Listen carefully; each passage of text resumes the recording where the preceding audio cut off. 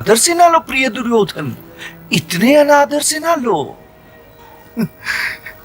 ये तो मेरे जीवन भर की साधना है पुत्र।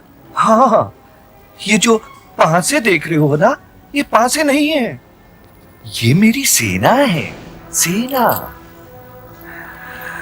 और इतना याद रहे कि तुम्हारे मामा की सेना आज तक हारी नहीं, कभी नहीं। 4 ही आएगा मामा श्री। 4। 1 2 3 4। ये गई मामा श्री आपकी गोटी। इस बार भी पांसे ने आपका आदेश नहीं माना। मामा श्री, हमने तो सुना था कि पासे आपका कहा मानते हैं। सुनो प्रिय अर्जुन, तुमने वो सियार के ताड़ के तले आने वाली कहावत तो सुनी होगी। तो आज ये सियार इस ताड़ के तले आ ही गया। अब क्या लगाइएगा मामा श्री? अरे, गंधार राज्य लगा देते हैं। नहीं मामा श्री, राज्य रणभूमि में हारे या जीते जाते हैं, चौसर की भूमि पर नहीं। अच्छा, मामा जी परेशान हो गए। हाँ, तो ये रही 1000 स्वर्ण मुद्राएं। अब चलो, तुम पासा फेंको और मैं उन्हें आदेश दूंगा पुत्र। नहीं मामा श्री, पासे भी आप ही फेंकिए, ताकि ये कहने को ना रहे कि पासे फेंकने का अवसर नहीं मिला, इसलिए हार गए। ये करके तो तुम बहुत बड़ी भूल कर रहे हो सम्राट युधिष्ठिर। तुम्हें पता होना चाहिए कि पासे तो मेरा सदैव से ही कहना मानते आ रहे हैं। अब देखो तो, तुम्हारी इस गोटी को मारने के लिए मुझे 7 की आवश्यकता है। तो 7 ही आएगा पुत्र। नहीं आएगा। 7 नहीं आएगा मामा श्री। अभी दिखाता हूँ पुत्र।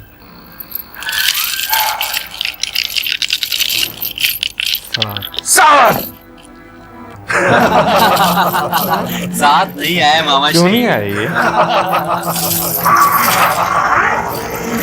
मामा जी, मुझे लग रहा है कि दिमाग से खेल रहे हैं उनके ना। योद्धा को तो हारना सीखना ही चाहिए, परंतु ऐसा प्रतीत होता है कि गुरु द्रोण ने प्रिय दुर्योधन को ना जीतना सिखाया है ना हारना। परंतु इतना अवश्य कहूंगा प्रिय युधिष्ठिर कि शकुनी को जुए में हराने का अर्थ है कि तुम जुए के भी सम्राट हो। आज तो तुम्हारे जुए का राजसूय यज्ञ हो गया। जुए का राजसूय यज्ञ हो गया। तुम महान हो युधिष्ठिर। जान बूझ कर हारना थी शकुनी की चाल, हार बुनेगी अब यही कपट द्यूत का जाल, कपट द्यूत का जाल। दुर्योधन का मुंह बना हुआ है, फिर से फटेगा। लग तो कुछ ऐसे ही रहा है। स्वागतम स्वागतम मामा श्री, आइए विराजिए, स्थान ग्रहण कीजिए मामा श्री। मामा जी श्री। तो आपकी और सम्राट युधिष्ठिर की चौसर जम गई मामा श्री, और आपके पासों की सेना जो कभी हारना जानती ही नहीं, हार गई। मैंने उनका जीतना भी देख लिया मामा श्री। मैं तो क्षमा चाहता हूँ मामा श्री कि आज सवेरे मैंने आपकी चौसर का नाम बड़े अनादर के साथ लिया, क्योंकि आपकी चौसर तो आपके जीवन भर की साधना है, रणभूमि है, साधना है। युद्ध नीति कहती है पुत्र कि कभी कभी जीतने के लिए हारना आवश्यक है, और यही हार हमें जीत का मार्ग दिखाएगी। आज सवेरे मैंने तुम्हें ये नहीं कहा था कि मैं दांव खेलने जा रहा हूं। मैंने तो वास्तव में तुम्हें ये कहा था कि अब मेरा अंतिम खेल आरंभ होने वाला है, और तुम चुपचाप बैठो और देखते रहो। परंतु तुम्हें तो चुप रहना आता ही नहीं पुत्र, बीच में ही बोल पड़ते हो और मुझे सोचने भी नहीं देते। पुत्र दुर्योधन, मुझे तनिक विचार करना है। हाँ? अब तुम जाओ और जाकर मैदान का बनाया हुआ राज्य सभागृह देखाओ। बड़ा अद्भुत भवन है पुत्र, बड़ा अद्भुत।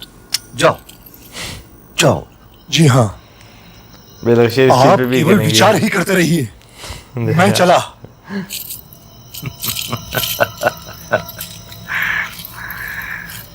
प्रिय दुर्योधन, दुर्योधन का पता नहीं क्या बनेगा, आपको क्या लगता है? दुर्योधन के अंदर बहुत खलबली सी है, मतलब सुकून से रहने वाला फ्रस्ट्रेशन इंसान उनके नहीं अंदर है। जो है ना वो एक नज़र आ रही है कि भाई उनका राज्याभिषेक के बाद जो है जो एक समारोह हो गया है, वो भी इनके हर चीज़ को लेकर जो है ना काफ़ी ज़्यादा उनके अंदर जो है फ्रस्ट्रेशन जो है वो पाई जा रही है। ऑन दी अदर साइड कर्ण की बात करें तो कर्ण जो है वो भी फ्रस्ट्रेट है, लेकिन वो एक अलग तरह का है। देखो उनका वो फैमिली को लेकर और तरह की सोच है, लेकिन जो दुर्योधन है ना वो ऐसा इंसान दिखाया गया जिसको ना खुशी नहीं होती दूसरे की सही बात है, खुशी अच्छी में। चीजें देखकर, कामयाबी देखकर उसको खुशी नहीं बड़े होती। लोग ऐसे होते हैं, हासिद कह लें, जेलस कह लें, उस टाइप का इंसान लगता है। बेसिकली जो है ना ये चीज़ नज़र आ रही है कि उसे ये कि भाई वो युवराज से राजा बन गया, मैं अभी तक युवराज ही हूँ, तो उस चीज़ की भी एक खलबली है। फिर इंद्रप्रस्थ जो है उन्होंने बहुत ज़्यादा अच्छा शांत बना लिया, उसे ये डर है कि भाई, डर नहीं है, एक वो अपने अंदर की चीज़ बाहर निकाल रहा है कि भाई उसे लगता है कि वो वापस जो है हस्तिनापुर पे कब्जा जो है वो कर क्योंकि लेंगे। उसे खुद की नीयत है, खुद की नीयत है ना, वही ना, वो उसके अंदर की चीज़ जो है वो सामने जो है वो आ रही है। शकुनी मामा भाई बहुत तेज़ है, मैं कह रहा हूँ कि भाई जिस तरह उन्होंने पासे चले हैं कि भाई मेरा हुक्म नहीं मानते, ये तो वही आता है जो आना होता है। लेकिन उससे पहले मैं कृष्ण जी की बात करूंगी। जैसे जैसे वो कृपाचार्य के पास, फिर द्रोणाचार्य जी के पास, फिर उसके बाद जो द्रौपदी जी के पास गए, हाँ, राजा द्रौपद के पास गए, और राजा द्रौपद ने जिस तरीके से अपने बेटे को आशीर्वाद दिलवाया, ओ माय गॉड। और फिर उसके बाद जो कृष्ण जी हैं उनका युधिष्ठिर के पास जाना और जुआ को लेकर, मतलब ऐसे ऐसे हिंट दिए जा रहे हैं, ऐसा लग रहा है कि वाकई में अब सारी चीज़ें जो हैं अलाइन होना शुरू हो गई हैं। हाँ, एक अलाइनमेंट हो रही है युद्ध की तरफ। लेकिन ये भी चीज़ नज़र आ रही है कि सबको ये चीज़ नज़र आ रही है, पितामह की बात करें, द्रोणाचार्य जी की बात करें, सबको ये चीज़ नज़र आ रहा है कि दुर्योधन जो है उसका जो रवैया है और जो उसके मन में चल रहा है वो युद्ध की तरफ चीज़ें जो है वो लेकर जाई जा रही हैं। बट हालांकि जो होने वाली चीज़ें हैं उनकी तरह कृष्ण जी जो हैं उन्होंने संकेत भी, यानी कि एक तरह का वो चेतावनी जो है वो देते जा रहे हैं। जैसे उन्होंने पंचाली की बात की कि वो टाइम आने पे उनकी भी मदद जो है वो करेंगे।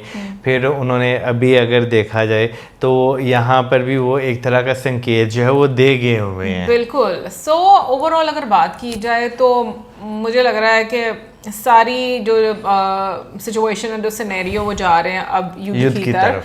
बाकी मिलेंगे नेक्स्ट वीडियो में, सब्सक्राइब करना मत भूलना। Good bye.